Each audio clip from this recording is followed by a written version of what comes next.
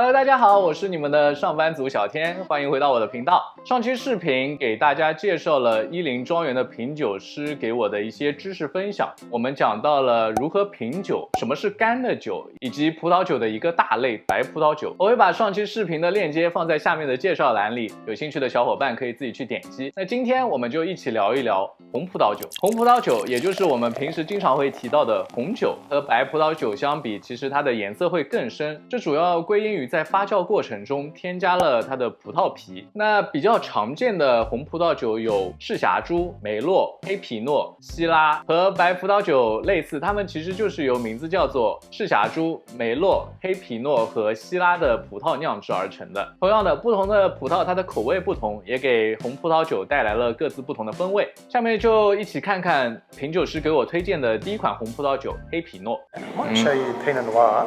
Pinot Noir is really light. It's a good one to start with. Yeah. Is the Village Pinot Noir. Oh, it's not that red. It's like more like pink. Exactly. Yeah. So with red wines, the colour actually comes from the skin of the grape. Yeah. But Pinot Noir is a variety that has a thin skin.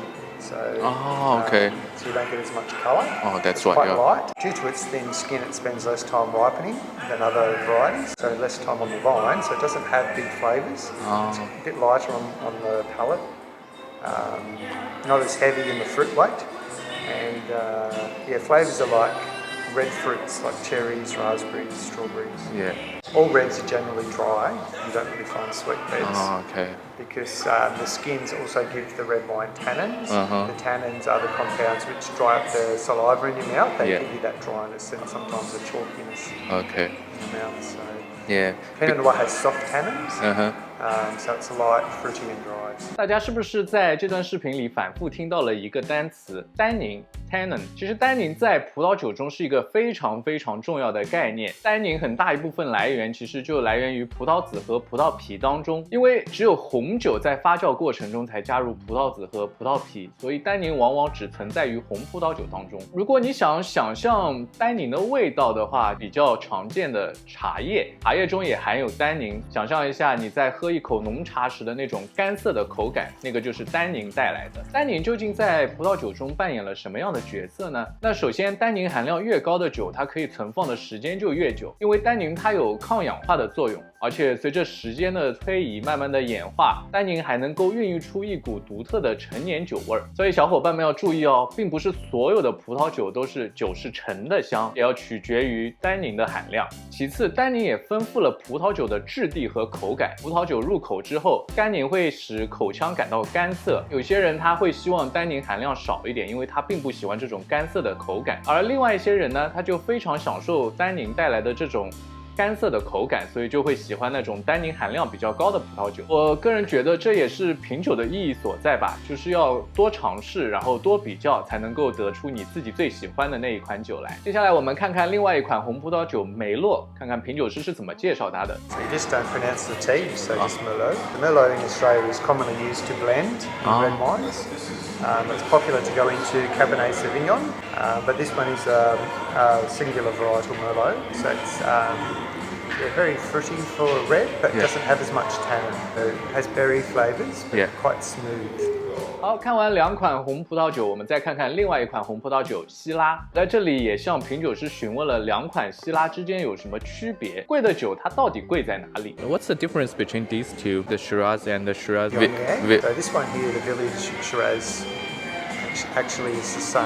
Like both have 3% Viognier. So this one actually is a Shiraz Viognier as well. We just label it as a Shiraz. So when it comes to blending into wine, if a wine is less than 15%. Of the actual overall wine, it doesn't have to appear on the label. The difference is the Village is sourced from all around the Yarra Valley. It's like a blend of vineyards, whereas the estate is exclusively coming from our vineyard. There is a difference in flavour. So this Village Shiraz is a really good one just for everyday drinking. Estate Shiraz Viognier, it's a little bit more complex, higher quality, and you could keep it for mid-term, so you could sell it probably for up to 5 years. 最后我们再一起看看这个酒庄里面口味最重的一款红葡萄酒赤霞珠。If you like that heavier reds, the Cabernet Sauvignon is going to be your heaviest, bigger flavours. So you get big black forest flavours in this one. So mulberries, blackberries, black cherries. OK， Bigger tannins as well because Yeah. it's a thick skin grape. Has a long ripening. It's quite a rich, full flavoured. So it's really nice to have with a big steak. 好，视频的最后再给大家分享一款甜酒 Cane Cut Viognier 的制作方法。甜酒也是我最喜欢的酒类之一啦，甜甜的，混上一点酒精味，非常的好喝。 The OK cane cut Viognier is similar to a late harvest style of white wine. It's Oh. basically cut the cane and leave it on the vine for about a week. 哦 ，OK。 Let the water start evaporating. That's why I call Cane Cut。好啦，以上就是关于葡萄酒的所有内容了。那你喜欢这期视频吗？如果喜欢的话，请记得给我留言、点赞或者一键3连哦。你的鼓励也是对于我最大的支持，也非常欢迎你们给我留言，对哪一方面的知识有兴趣，那我会努力多采访一些人，做出一些视频，我们一起学习，一起进步。OK， 那今天节目就到这里，我们下期视频再见，拜。